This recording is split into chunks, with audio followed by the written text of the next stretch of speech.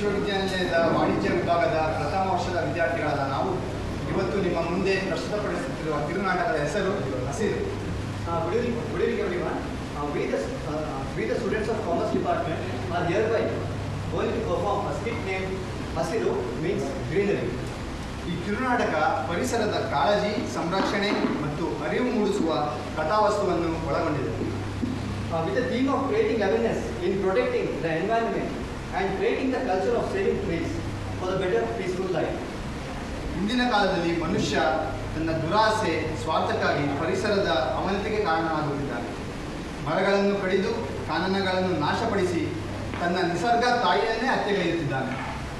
In recent scenario, the greed of humans are increasing rapidly, which in return is destroying the environment, which is creating a bad influence on ourselves. By slaughtering the trees and depleting the forest area, we are killing our mother earth. Sunderlal ಬಹುಗುಣರವರ ಅಪ್ಪಿಕೋ ಚಳುವಳಿ ಮತ್ತು ನಮ್ಮ ಕರ್ನಾಟಕದವರೇ ಆದ ಸಾಲುಮರದ ತಿಮ್ಮಕ್ಕರಂತಹ ಮಹಾನ್ ವ್ಯಕ್ತಿಗಳು ನಮ್ಮೆಲ್ಲರಿಗೂ ಆದರ್ಶಪ್ರಾಯವಾಗಿದ್ದಾರೆ.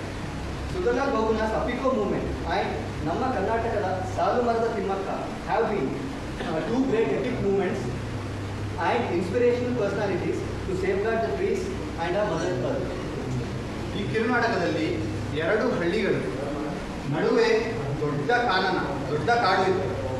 ಆದರೆ ಈಗ ಮನುಷ್ಯ ಎಲ್ಲ ಕಾಡನ್ನು, ಮರಗಳನ್ನು ಕತ್ತರಿಸಿ ಕೇವಲ ಒಂದೇ ಒಂದು ದೊಡ್ಡ ಮರವನ್ನು ಉಳಿಸಿದ್ದಾನೆ. ಅದನ್ನು ಕೂಡ ಇನ್ನೇನು ಕಡಿದಾಗಲು ಪ್ರಯತ್ನಿಸುತ್ತಿದ್ದಾನೆ. ಈಗ ನಾಟಕ ನಿಮ್ಮ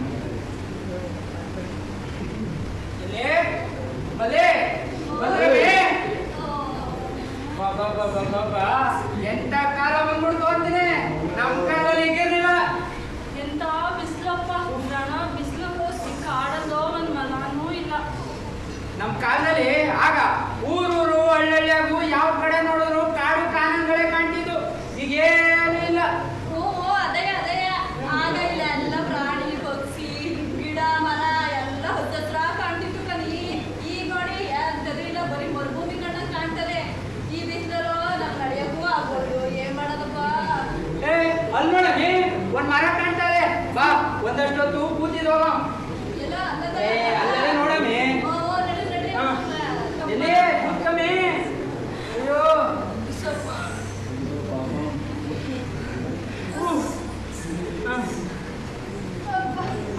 ಈಗ ಒತ್ತಿ ಹಿಂದೆ ಮುಖಣಮ್ಮಿ.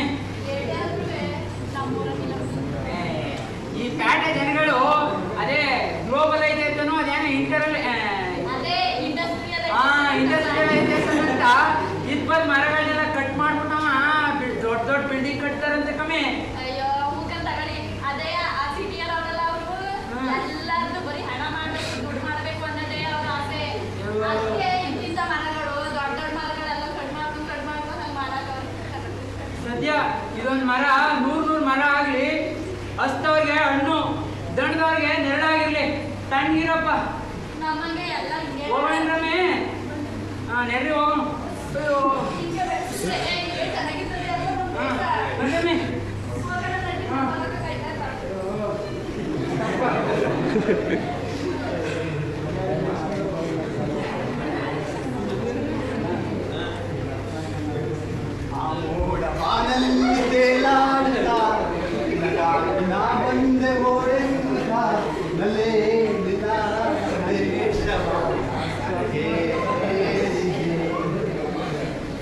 ತುಂಬಾ ಬಿಸಿಲು. ಈ ಮರ ನೆನಪಿದೆ ನಿಮಗೆ? ನಾವು ಅವಾಗ ಏನೇಳು ಮರ್ಕೋತಿ ಆಟ ಆಡ್ತಿದ್ದಲ್ಲ, ಅದು ಇಲ್ಲಿ ನೋಡು ಒಂದು ಮರ ಇದ್ವಲ್ಲೇ. ಇದಕ್ಕೆ ಅಪ್ಪಪ್ಪ ಎಷ್ಟು ವರ್ಷ ಆಗಿರ್ಬೋದು? 70 ಆಗಿದೆ ಅಲ್ವಾ? ನಮ್ಮ ಅಜ್ಜಿ ಹೇಳ್ತಾ ಇದ್ದು, ಮಧ್ಯದಲ್ಲಿ ಒಂದೇ ಮರ ದೊಡ್ಡದಾಗಿರೋದು, ಇದೊಂದು ಉಳಿಸೋರು ಇವಾಗ ಅಂತ. ಮನೆ ಹೇಳ್ಬಿಟ್ಟು ಬಂದ ಕೇಳಿದೆ ಆದ್ರೂ ಗೌಡ ಇದ್ದಿದ್ದ. ಇವಾಗ ಅದೇನೋ ವಿದ್ಯುತ್ ಸ್ಥಾವರ, ಗಣಿ ಅಂದ್ಬಿಟ್ಟು ನಮ್ಮ ಕಾಡಿಂದ ಮರಗಳನ್ನೆಲ್ಲ ಕಳ್ಳಾಗ್ತಾ ಇದ್ದಾರೆ ಅಂತ. ಅದಕ್ಕೆ ನಾಳೆ ಬಂದು ನಾನು ನಮ್ಮ ಸ್ನೇಹಿತರೆಲ್ಲ ಇದ್ದಾರೆ ಮೈಸೂರು, ಅವ್ರನ್ನ ಕರ್ಕೊಂಡ್ಬಂದು ಬಂದೇ ಬರ್ತಂತ ನನಗೆ ಖಾತ್ರಿ ಇದೆ. ಬಂದು ಇದೊಂದು ಮರ ಉಳಿಸಿ ಮಿಕ್ಕಿದ ಜಾಗದಲ್ಲೆಲ್ಲ ಗಿಡ ಬೆಳೆಸೋಣ ಅಂತ ಅನ್ಕೊಂಡಿದ್ದೆ. ಏನು ಹೇಳ್ತೀಯ? ಬಿಡ್ಬಾರ್ದು. ಏನಿದು ನಮ್ಮ ಒಲವಿನ ಸಂಕೇತ. ಎರಡು ಗಿಳಿಗಳಿಗೆ ಕೂತಿದೆ, ಆ ಗಿಳಿ ಇಲ್ವಾ? ನಿನ್ನ ಮೂಗ್ ಥರನೇ ಇದೆ. ಆಯ್ತು, ಮತ್ತೆ ನಾಳೆ ಇದೇ ಸಮಯಕ್ಕೆ ಭೇಟಿ ಆಗೋಣ. ಅಮ್ಮ ಬೈತಾರ?